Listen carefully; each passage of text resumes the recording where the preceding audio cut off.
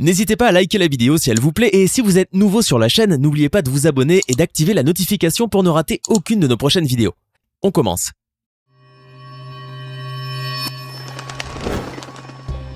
Bonjour et bienvenue à tous. Certaines personnalités, une fois passées de vie à trépas, deviennent parfois des sujets de fascination.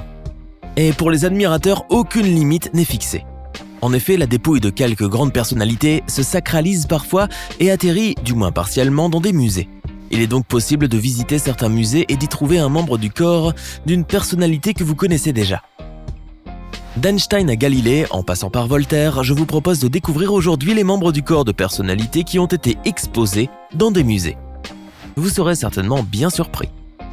Si vous ignorez qui est Antonio Scarpa, eh bien il s'agit d'un illustre chirurgien et anatomiste italien. Né en 1752, Antonio Scarpa a réalisé des avancées considérables dans le domaine de l'anatomie, mais aussi de la biologie. Bien que son travail fût reconnu par tous, Antonio avait un comportement impitoyable avec ses collègues de travail. Ainsi, il est devenu impopulaire, et maintes personnes lui vouaient de l'admiration mêlée à de la rancune. On disait de lui qu'il était brutal et sévère, et il s'est certainement fait beaucoup d'ennemis durant son époque. Ainsi, à sa mort en 1832, lorsque son assistant Carlo Boechin effectue l'autopsie, il décide de retirer la tête d'Antonio Scarpa pour se venger. Enfin, à moins que ce soit ses élèves qui se sont glissés dans la morgue pour décapiter leur professeur. Il y a toujours eu deux versions de cette histoire. Quoi qu'il en soit, Antonio Scarpa n'a plus de tête et 2 jours plus tard, alors que l'inhumation du cadavre a eu lieu, on retrouve la tête de Scarpa et, à la place d'exhumer la tombe pour l'y placer, on décide plutôt de conserver sa tête durant 1 siècle. Au final, elle finit par atterrir dans le formol au musée de l'histoire de l'université de Pavie en Italie, où il est encore possible de voir la tête de l'anatomiste italien. Aujourd'hui, personne ne sait pour quelle raison la tête de Scarpa a été conservée, par vengeance ou par admiration. Margaret Hazel est une néerlandaise née au 19e siècle qui, inspirée par les danses de Java où elle a vécu durant les premières années de son mariage, adopte le surnom de Mata Hari et se prétend une danseuse sacrée hindoue.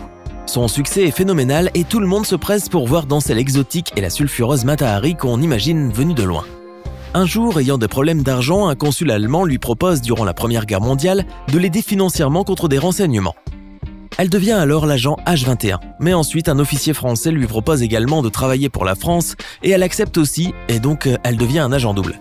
Mais il faut le dire, ses qualités d'espionne n'étaient pas très affirmées, car elle n'aurait jamais rapporté aucune information à aucun des deux camps. En plus, comble du malheur, on s'est rapidement rendu compte de son double jeu et Mata Hari est passé du statut d'idole à celui de coupable.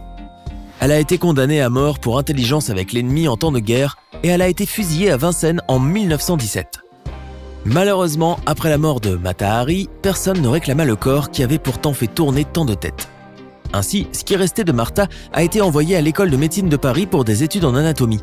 Plus tard, son crâne a fait partie de la collection du musée d'anatomie à Paris. Il a été conservé soigneusement jusqu'en 2000. À ce moment, les archivistes du musée ont découvert que le crâne avait mystérieusement disparu, probablement envolé. Le célèbre scientifique Albert Einstein est mort en 1955 à Princeton, aux États-Unis.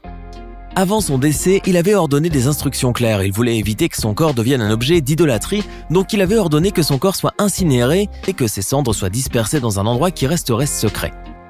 Évidemment, ces dernières volontés ont été accomplies, enfin, partiellement.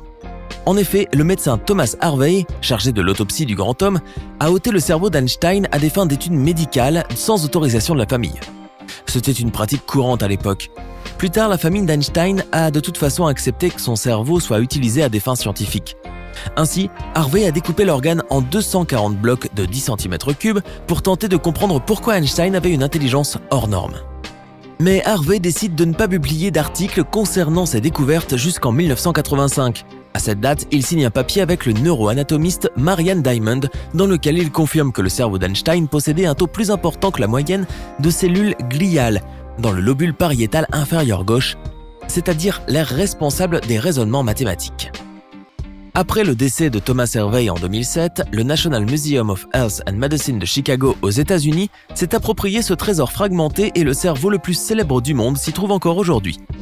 Vous ne connaissez peut-être pas Charles Babbage, et c'est normal, il est beaucoup moins connu qu'Einstein. Néanmoins, c'était un homme de génie qui a marqué l'univers de l'informatique. Et pour cause, il a inventé l'ancêtre de l'ordinateur. Durant le 19e siècle, ce mathématicien et inventeur britannique a eu l'ingénieuse idée d'inventer deux machines, la machine à différence et la machine analytique. La première est destinée au calcul et à l'impression de tables mathématiques où il a intégré des cartes du métier Jacquard, qui est le premier système mécanique programmable avec cartes perforées. Babbage l'a utilisé dans sa machine à calculer et a conçu l'un des principaux éléments des machines informatiques. Plus tard, il s'est aperçu qu'il pouvait avec la même machine avoir 3 fois moins de pièces. C'est la machine à différence numéro 2, le véritable ancêtre des ordinateurs d'aujourd'hui. Cependant, à l'époque, elle ne pesait pas moins de 5 tonnes. Oui, 5 tonnes. Quant à la machine analytique, Charles Babbage ne l'a jamais achevée, mais il a passé le reste de sa vie à la concevoir dans les moindres détails. Ainsi, Babbage a marqué l'histoire et a été reconnu par le monde entier comme étant un homme exceptionnel. C'est pour cette raison que l'on a souhaité percer les secrets de son intelligence en conservant son cerveau en 2 moitiés, l'une dans une faculté de médecine et la seconde au Musée des Sciences à Londres en Angleterre, où il est encore possible de retrouver aujourd'hui une partie de son incroyable cerveau. Voltaire était une figure emblématique du siècle des Lumières. Pendant toute sa vie, il a plaidé pour la tolérance et l'égalité et contre le fanatisme et la noblesse. Il a aussi lutté contre l'injustice et l'intolérance. Il est donc tout à fait normal que le corps du philosophe ait été transféré au Panthéon en 1791. Mais malheureusement pour le corps de Voltaire, il lui manque quelques membres. Outre une dent et un pied probablement volés par des malfaiteurs lors de son enterrement clandestin dans l'abbaye de Cellières en 1778, Voltaire a surtout été transféré au Panthéon sans cœur ni cerveau. Mais alors, où se trouve-t-il ? Eh bien, lorsque Voltaire est mort en 1778, son ami le marquis de Villette a demandé à l'embaumeur d'extraire le cœur et de le conserver. Après avoir acheté le domaine de Ferney qui appartenait à Voltaire, le marquis y crée un petit mausolée en hommage à Voltaire. Ainsi, il a placé un coffre contenant le cœur, rehaussé d'une plaque où il est inscrit que « Son esprit est partout, son cœur est ici ».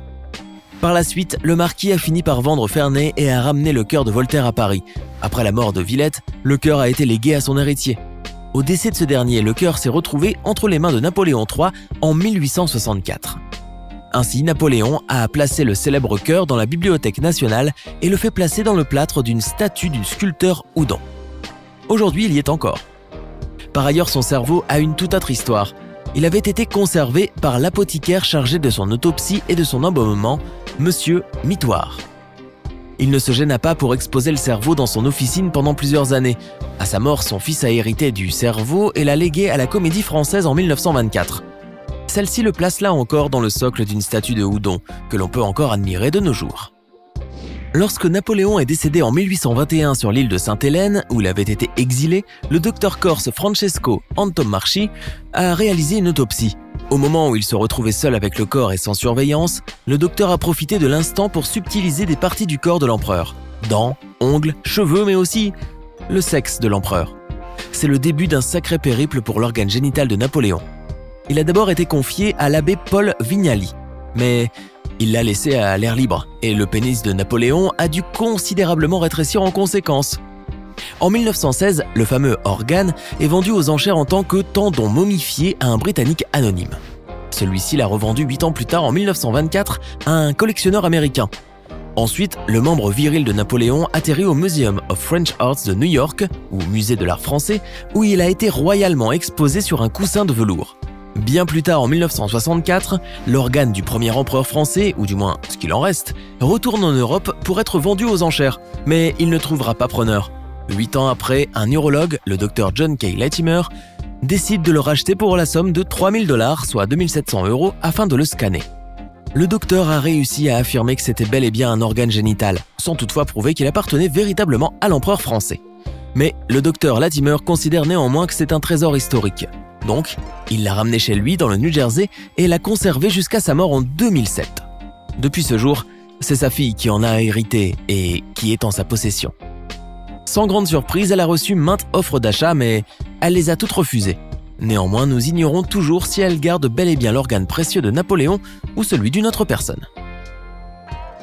Les parties de la dépouille de Galilée ont été traitées comme des reliques saintes le jour de sa mort en 1642. 95 ans plus tard, son corps a été déplacé dans un mausolée situé dans la basilique Santa Croce de Florence. C'est l'occasion idoine pour son disciple Anton Francesco Gori de s'en emparer. Par la suite, le fameux doigt a été acquis par Angelo Maria Bandini et a fini par être exposé dans la bibliothèque laurentienne. Désormais, le doigt de Galilée est conservé dans un coffre de verre au sommet d'une petite colonne de marbre blanc au musée d'histoire de la science de Florence, qui porte le nom aujourd'hui de Musée de Galilée. Par ailleurs, le doigt de Galilée n'est pas le seul à avoir été dérobé du corps du scientifique. Une dent ainsi que 2 autres doigts, le pouce et l'index, ont également été volés. Heureusement, ils ont été retrouvés en 2009 et sont désormais exposés à Florence. Mais pourquoi porter autant d'intérêt à des doigts, diriez-vous ? Eh bien, c'est probablement parce que Galilée a été considéré comme un saint des scientifiques, malgré le fait qu'il ait été condamné par l'Église durant son vivant. Ainsi, c'est avec ses doigts qu'il tenait sa plume, et c'est probablement pour cette raison qu'ils ont été sacralisés. Alors, qu'avez-vous pensé de ces histoires ? Croyez-vous qu'il faille conserver les parties du corps de personnalités qui nous ont fascinés ? Faites-le nous savoir dans les commentaires.